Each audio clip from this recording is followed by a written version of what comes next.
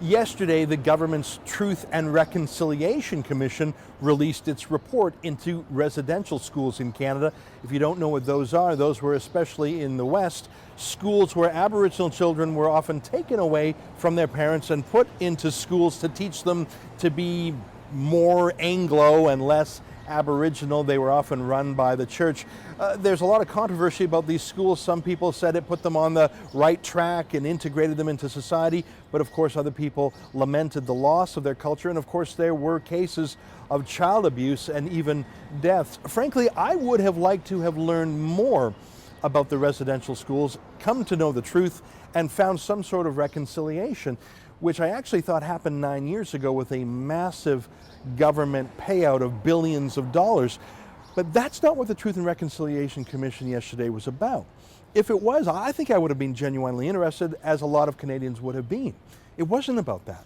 It was close to 100 recommendations about everything from banning spanking in the criminal code, seriously, to creating a new national statutory holiday, to having new sports heroes, to changing our citizenship oath. There were so many weird things in it that had nothing to do with residential schools. If you want to see my 21-minute analysis of the commission, you can click right here and look through it. You'll be shocked at the bizarre things in there. For example, more funding to the CBC.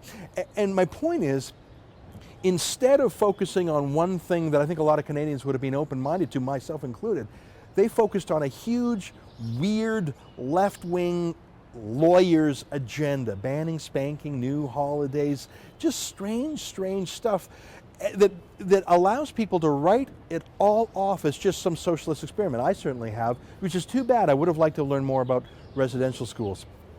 I took the time to read through the 360-page report yesterday. Now, I didn't have time to read every single page and every single footnote, but I spent a good hour going through it, reading the recommendations, searching for keywords, going deep in certain sections before I offered my opinion. So I spent some time, and even I will acknowledge that I didn't read every word, but quick as a snap, Justin Trudeau, the leader of Canada's Liberal Party, within an hour of this massive report being released, accepted it all.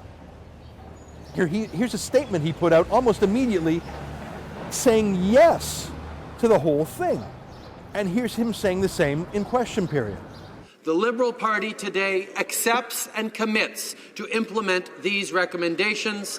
So without reading it, without consulting your own MPs or senators, without consulting the public, without even waiting for all the final volumes to come out, he just sort of says yes in advance. 31 new spending programs in there, over 100 new commission studies, reports, activities, billions of dollars worth of spending, and he just says, yeah. He just sort of says yes without even reading it. He'll sign a contract without reading the fine print. That is not a serious political leader. It shows that he's just about photo ops. Really, it's the perfect selfie moment. He wanted to take a selfie photograph of himself with the report. He didn't want to actually read it. But worse than that, it's actually more toying with Aboriginal people. At least when Stephen Harper says yes to this and no to that, he follows through with the yes part, I think. But to say yes to everything, knowing you will not follow through, well, that's what Justin Trudeau has done. He's a false promiser, because no politician could thoughtfully say he will do everything in that bizarre laundry list created by the Commission. The Commission report is a shame. It's a missed moment. I think a lot of Canadians would have liked to have learned more about their narrow mandate. By deciding to racialize and socialize the whole country, they've proven themselves to be radical. But more interesting, or equally interesting, is watching Justin Trudeau react. I hate to use the cliche, but he's just not ready to be a prime minister. For TheRebel.media, I'm Ezra Levant.